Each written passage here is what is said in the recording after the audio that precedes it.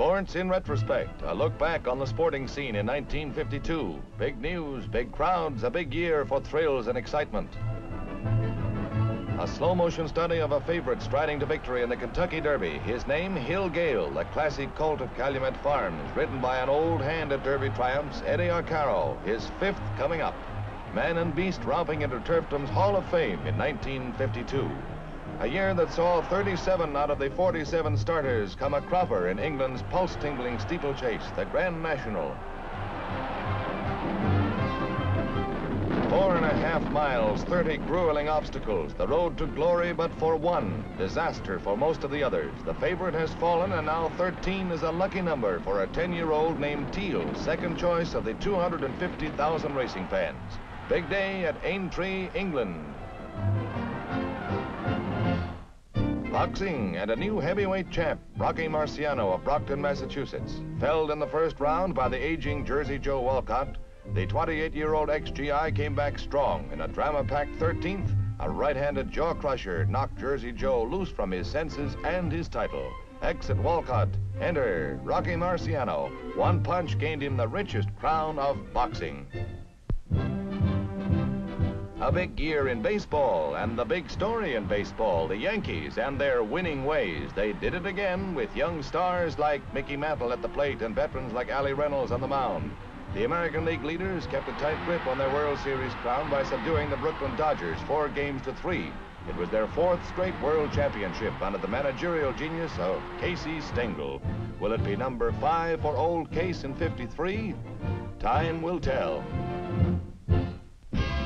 Football in 52, a year of upsets for some highly touted titans of the gridiron. But for Michigan State, sparked by Don McAuliffe and other top talent, it was a year of continued successes. Coach Biggie Munn's Spartans of Michigan State numbered the upset aces of Notre Dame among their many victims to run their unbeaten string to 24 and to wind up the season top team of the nation. The basketball scandals of 51 were all but forgotten by the end of the 52 season when the Cinderella team from Philadelphia, the LaSalle Explorers, captured the hearts of basketball fans in the National Invitation Tournament. The most underrated quintet of the 12 college teams entered. LaSalle took on the top-seeded teams and then took the play away from Dayton in the finals. A big upset and a big story of the year in basketball. Invitation to Jubilation in New York. Memorial Day at Indianapolis, the big day of the year for auto racing, and a big field out for fame and fortune in the 500-mile Speedway Classic on the famous brick track. When he started, the pace was telling, and some did not finish.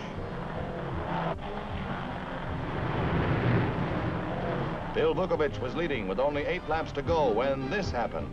And then the checkered flag signaled the emergence of a new Speedway king, the youngest driver and the heftiest, Troy Ruttman of Linwood, California. Big baby of the 500 in 1952. The water ski wizards didn't let much grass grow under their bare feet during a busy year, and many a good turn deserved another. With a daring do that bordered upon nonchalance, the aquatic slatsters hurled themselves into the fray with vim and vigor. It was the year of the big spool lash and the year of new fame for Stanley Sayers of Seattle. In his slow-motion fourth, Sayers was clocked at 185 miles an hour on the downwind leg of his record-breaking run on Lake Washington.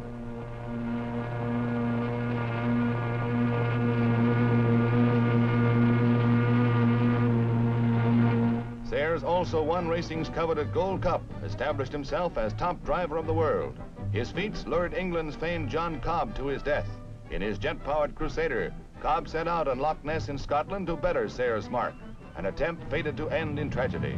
Cobb raced through the measured mile at over 200, and then as the horrified crowd, his wife among them, looked on, disaster. By the time rescuers reached him, Cobb was dead. Once every 4 years, the Olympics. Winter and summer of 52, the International Sports Festival produced more entries from more nations, more thrills, more records, and more harmony than any of its predecessors. German bobsledders rocketed to victory. Athletes from 30 nations vied for glory in the Winter Games at Oslo. Italy's Zino Kolo took the downhill ski title, while the men's giant slalom crown went to Sten Eriksen of Norway. Andrea Meade Lawrence of Rutland, Vermont won 2 gold medals for the American team. Soaring bird-like through space, the poetry of fluid motion in the ski jump. New records and new thrills for the throngs who lined the slope. And win or lose, a picture of good sportsmanship in action. He lost his balance, he lost his skis, but he never lost his sense of humor.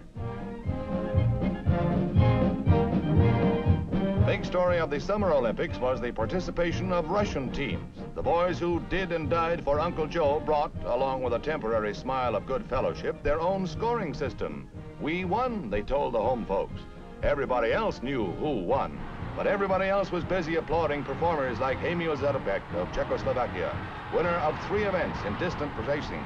Zatopek's unprecedented triple victory was one of the highlights of the games that saw Uncle Sam's star-spangled athletes achieve their greatest Olympic triumph ever at Helsinki. Another standout thriller was the 100-meter dash, so close the camera had to pick the winner, Lindy Rimaggino of New York. Moment of glory for winners, where masked flags and the Olympic torch were backdrops for the final act of sport's greatest drama in a great year for sports. Sellout throng of 66,000 at Miami sees Alabama get going against Syracuse in the Orange Bowl, and they never let up. Hobson heaves it into the end zone to Luna, and one of the most sensational scoring shows in bowl history is underway. The Orangemen from New York did manage to score a touchdown, just one, but then the roof fell in on them. The Crimson Tide of Alabama is on the flood this New Year's Day, won by the highest score of any bowl game. Watch this catch by Corky Tharp, and Corky keeps his feet to score another 6 for the Bama Bruisers. Halftime gave the boys from Syracuse a respite, but it wasn't long before the tide was rising again. A Syracuse 4th down kick starts the fireworks. A bit of razzle-dazzle. Bob Conway to Cecil Ingram, and away. Ingram reels off 40 yards in all before the Northerners finally managed to bring him down. On a pinch-out, Luna set sail, and the New Year's United football threw a 61-6 victory over Syracuse. Yes, sir, it was a big day for Alabama in the Orange Bowl.